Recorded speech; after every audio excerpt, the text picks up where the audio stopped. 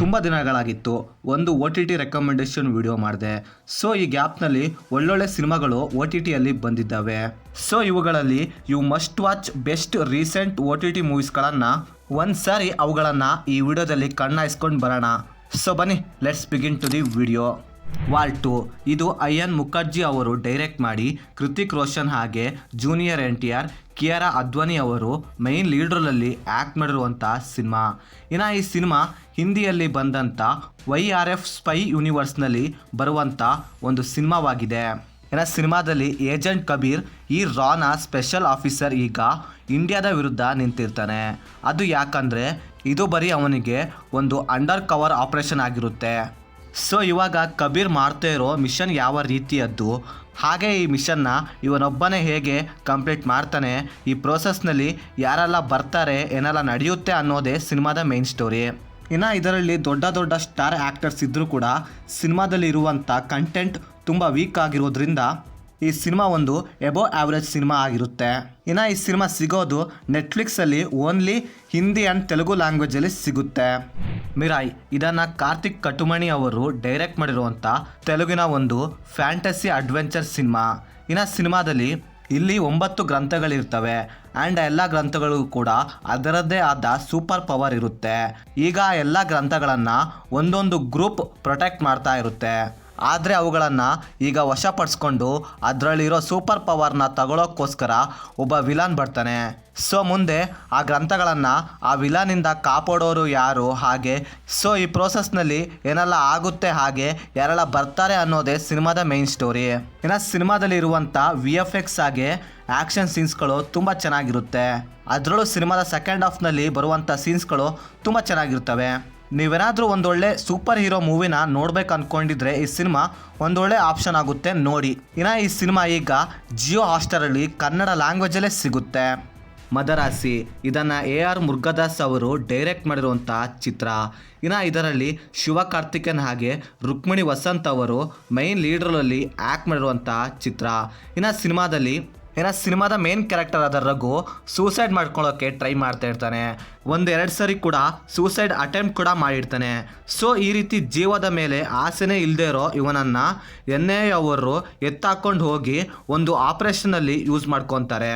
So actually Raghu ಯಾರು, ಇವನ story ಏನು, ಹಾಗೆ ಈ ಆಪರೇಷನಿಂದ ರಘು ಲೈಫ್ನಲ್ಲಿ ಏನೆಲ್ಲ ನಡೆಯುತ್ತೆ ಅನ್ನೋದೇ ಸಿನಿಮಾದ ಮೇನ್ ಸ್ಟೋರಿ.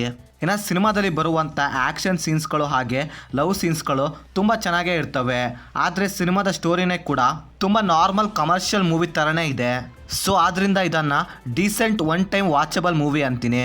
ಇನ್ನು ಈ ಸಿನಿಮಾ ಸಿಗೋದು ಅಮೆಜಾನ್ ಪ್ರೈಮ್ನಲ್ಲಿ ಕನ್ನಡ ಲ್ಯಾಂಗ್ವೇಜಲ್ಲೇ ಸಿಗುತ್ತೆ, ಒಂದ್ಸರಿ ಚೆಕ್ ಮಾಡಿ ನೋಡಿ. ಹೃದಯಪೂರ್ವಂ ಇದನ್ನು ಸತ್ಯನ್ ಅಂತಿಕಡ್ ಅವರು ಡೈರೆಕ್ಟ್ ಮಾಡಿರುವಂಥ ಚಿತ್ರ. ಇನ್ನು ಇದರಲ್ಲಿ ಮೋಹನ್ ಲಾಲ್ ಹಾಗೆ ಮಲಾವಿಕಾ ಮೋಹನ್, ಸಂಚಿತ್ ಪ್ರತಾಪ್ ಅವರು ಮೈನ್ ಲೀಡ್ರಲ್ಲಿ ಆ್ಯಕ್ಟ್ ಮಾಡಿರುವಂಥ ಚಿತ್ರ.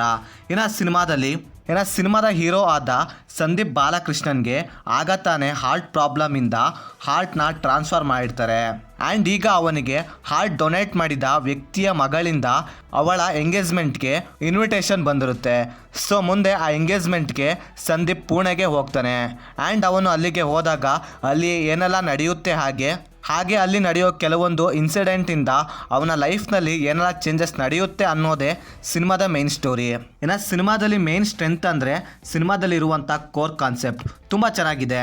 ನೀವೇನಾದರೂ ಒಳ್ಳೆ ಫೀಲ್ ಗುಡ್ ಸಿನಿಮಾ ನೋಡ್ಬೇಕು ಅಂದ್ಕೊಂಡಿದ್ರೆ ಈ ಸಿನಿಮಾ ಬೆಸ್ಟ್ ಆಪ್ಷನ್ ಆಗುತ್ತೆ, ಒಂದ್ಸರಿ ಚೆಕ್ ಮಾಡಿ ನೋಡಿ. ಸಿನಿಮಾ ಜಿಯೋ ಹಾಟ್‌ಸ್ಟಾರಲ್ಲಿ ಕನ್ನಡ ಲ್ಯಾಂಗ್ವೇಜಲ್ಲೇ ಸಿಗುತ್ತೆ. ಲಿಟಲ್ ಹಾರ್ಟ್ ಇದನ್ನು ಸಾಯಿ ಮರ್ತನ್ ಹಾಗೆ ಮೌಳಿ ತನೂಜ್ ಹಾಗೆ ಶಿವಾನಿ ನಗರಂ ಅವರು ಮೈನ್ ಲೀಡ್ರಲ್ಲಿ ಆ್ಯಕ್ಟ್ ಮಾಡಿರುವಂಥ ಒಂದು ರೊಮ್ಯಾಂಟಿಕ್ ಲವ್ ಸ್ಟೋರಿ ಸಿನಿಮಾ. ಇನ್ನು ಸಿನಿಮಾದಲ್ಲಿ ವಿದ್ಯೆನೇ ತಲೆಗೆ ಹೋಗದೇ ಇರೋ ಅಖಿಲ್ ಹಾಗೆ ಕಾತ್ಯಾಯಿನಿ ಇಬ್ಬರು ಕೂಡ ಒಂದು ಕೋಚಿಂಗ್ ಸೆಂಟ್ರಲ್ಲಿ ಕೋಚಿಂಗ್ನ ಪಡಿತಾ ಇರ್ತಾರೆ. ಸೊ ಹೀಗಿರುವಾಗ ಅಖಿಲ್ಗೆ ಕಾತ್ಯಾಯಿನಿ ಮೇಲೆ ಲವ್ ಆಗುತ್ತೆ. ಆದರೆ ಪ್ರಾಬ್ಲಮ್ ಏನಂದರೆ ಅಖಿಲ್ಗಿಂತ ಕಾತ್ಯಾಯಿನಿ 3 ವರ್ಷ ದೊಡ್ಡವಳಾಗಿರ್ತಾಳೆ. ಸೊ ಮುಂದೆ ಅಖಿಲ್ನ ಪ್ರಪೋಸಲ್ನ ಕಾತ್ಯಾಯಿನಿ ಒಪ್ಪಿಕೊಳ್ತಾಳೋ ಇಲ್ವೋ, ಹಾಗೆ ಅಖಿಲ್ನ ಲವ್ ಕೊನೆಗೆ ಏನಾಗುತ್ತೆ ಅನ್ನೋದೇ ಸಿನಿಮಾದ ಮೇನ್ ಸ್ಟೋರಿ. ಇನ್ನು ಸಿನಿಮಾದಲ್ಲಿ ಬರುವಂತ ಕಾಮಿಡಿ ಸೀನ್ಸ್ಗಳು ಹಾಗೆ ಲವ್ ಸೀನ್ಸ್ಗಳು ತುಂಬಾ ಚೆನ್ನಾಗಿರ್ತವೆ. ಇನ್ನು ಸಿನಿಮಾದಲ್ಲಿ ಕೆಲವೊಂದು ಕಡೆ ಕಾಮಿಡಿ ಮಾತ್ರ ನೆಕ್ಸ್ಟ್ ಲೆವೆಲ್ ಆಗಿ ವರ್ಕ್ ಆಗುತ್ತೆ. ಇನ್ನು ಈ ಸಿನಿಮಾ ಟಿವಿನಲ್ಲಿ ಓನ್ಲಿ ತೆಲುಗು ಲ್ಯಾಂಗ್ವೇಜ್ ಅಲ್ಲಿ ಸ್ಟ್ರೀಮ್ ಆಗ್ತಿದೆ, ಒಂದ್ಸರಿ ಚೆಕ್ ಮಾಡಿ ನೋಡಿ. ಜೂನಿಯರ್ ಇದನ್ನ ರಾಧಾಕೃಷ್ಣ ರೆಡ್ಡಿ ಅವರು ಡೈರೆಕ್ಟ್ ಮಾಡಿರುವಂತ ಈ ಸಿನಿಮಾದಲ್ಲಿ ಕಿರೀಟಿ ರೆಡ್ಡಿ, ಶ್ರೀಲೀಲಾ ಹಾಗೆ ರವಿಚಂದ್ರನ್ ಅವರು ಮೈನ್ ಲೀಡರಲ್ಲಿ ಆ್ಯಕ್ಟ್ ಮಾಡಿರುವಂಥ ಚಿತ್ರ. ಇನ್ನು ಸಿನಿಮಾದಲ್ಲಿ ಮೇನ್ ಕ್ಯಾರೆಕ್ಟರ್ ಆದ ಅಭಿನವ್ ಎಂಬ ಹುಡುಗನಿಗೆ ಅವನ ಚಿಕ್ಕ ವಯಸ್ಸಿಂದಲೂ ಕೂಡ ಅವನ ತಂದೆ ತೋರಿಸಿರೋ ಪ್ರೀತಿ ಅಷ್ಟಿಷ್ಟಲ್ಲ, ಅಂದರೆ ತುಂಬ ಕೇರ್ಫುಲ್ ಆಗಿ ಬೆಳೆಸಿರ್ತಾರೆ. ಆದರೆ ಹೀರೋಗೆ ಇವೆಲ್ಲ ಚೂರು ಕೂಡ ಇಷ್ಟ ಇರೋದಿಲ್ಲ. ಆದರೆ ಇವನು ತುಂಬ ಫ್ರೀ ಆಗಿರೋಕೆ ಇಷ್ಟಪಡ್ತಾನೆ. ಸೊ ಮುಂದೆ ಅವನು ಅವನ ಅಪ್ಪ ಹಾಗೆ ಅವನ ಫ್ಯಾಮಿಲಿಯನ್ನು ಬಿಟ್ಟು ದೂರ ಹೋಗಿ ಕಾಲೇಜ್ ಲೈಫ್ನ ತುಂಬ ಚೆನ್ನಾಗಿ ಎಂಜಾಯ್ ಮಾಡ್ತಾ ಇರ್ತಾನೆ. ಸೊ ಮುಂದೆ ಇವನು ಕಾಲೇಜ್ನ ಕಂಪ್ಲೀಟ್ ಮಾಡಿ ಕೆಲಸಕ್ಕೆ ಅಂತ ಹೋದಾಗ ಅಲ್ಲಿ ನಡೆಯುತ್ತಿರೋ ಒಂದು ಪ್ರಾಬ್ಲಮ್ನ ನೋಡಿ ಹೀರೋ ಹೇಗೆ ಚೇಂಜ್ ಆಗ್ತಾನೆ ಅನ್ನೋದೇ ಸಿನಿಮಾದ ಮೇನ್ ಸ್ಟೋರಿ. ಇನ್ನು ಈ ಸಿನಿಮಾ ಒಂದು ಡೀಸೆಂಟ್ ಫ್ಯಾಮಿಲಿ ಎಂಟರ್ಟೈನರ್ ಸಿನಿಮಾವಾಗಿದೆ. ಸಿನಿಮಾದಲ್ಲಿ ಬರುವಂಥ ಸ್ಟೋರಿನೂ ಕೂಡ ತುಂಬ ಗ್ರಿಪ್ಪಿಂಗ್ ಆಗಿರುತ್ತೆ. ಹಾಗೆ ಸಿನಿಮಾದಲ್ಲಿ ಫ್ಯಾಮಿಲಿ ಎಮೋಷನ್ನ ತುಂಬ ಚೆನ್ನಾಗಿ ಬ್ಲೆಂಡ್ ಮಾಡಿದ್ದಾರೆ. ನೀವೇನಾದರೂ ಒಂದೊಳ್ಳೆ ಫ್ಯಾಮಿಲಿ ಎಂಟರ್ಟೈನರ್ ಸಿನಿಮಾ ನೋಡ್ಬೇಕು ಅಂದ್ಕೊಂಡಿದ್ರೆ ಈ ಸಿನಿಮಾ ಒಂದು ಡೀಸೆಂಟ್ ವಾಚ್ ಆಗಿರುತ್ತೆ, ಒಂದ್ಸಲ ಟ್ರೈ ಮಾಡಿ ನೋಡಿ.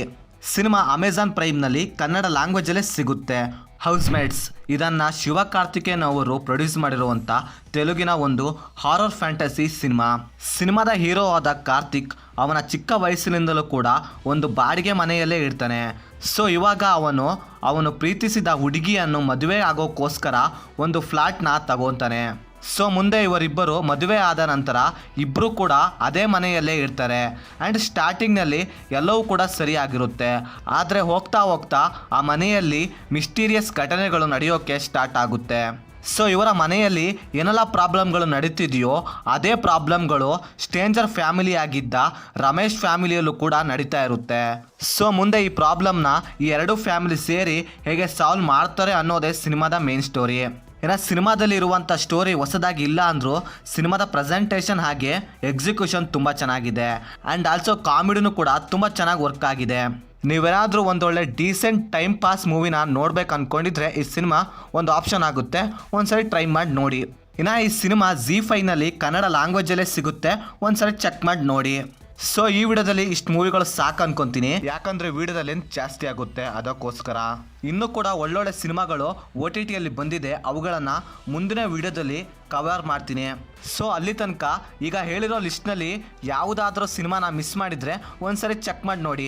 ಸೊ ಇದಾಗಿತ್ತು ಫ್ರೆಂಡ್ಸ್ ರೀಸೆಂಟಾಗಿ ನಾನು ನೋಡಿದಂಥ ಒಂದೊಳ್ಳೆ ಬೆಸ್ಟ್ OTT ಮೂವೀಸ್ಗಳು. ಹಾಗೆ ನೀವು ನೋಡಿದಂತಹ ಬೆಸ್ಟ್ OTT ಮೂವಿ ಯಾವುದು ಅಂತ ಕೆಳಗಡೆ ಕಮೆಂಟ್ ಮಾಡಿ ತಿಳಿಸಿ. ಹಾಗೆ ನೀವೇನಾದರೂ ನಮ್ಮ ಚಾನಲ್ಗೆ ಹೊಸಬರಾಗಿದ್ದರೆ ನಮ್ಮ ಚಾನಲ್ ಬರೋ ಕಂಟೆಂಟ್ ಏನಾದರೂ ಇಷ್ಟವಾಗಿದ್ದರೆ ಸಬ್ಸ್ಕ್ರೈಬ್ ಮಾಡಿ, ಹಾಗೆ ಪಕ್ಕದಲ್ಲಿರೋ ಬೆಲ್ ಬಟನ್ನ ಕ್ಲಿಕ್ ಮಾಡಿ. ಮತ್ತೆ ಬೇರೆ ವಿಡಿಯೋದೊಂದಿಗೆ ಆದಷ್ಟು ಬೇಗ ಸಿಗುವ. By friends.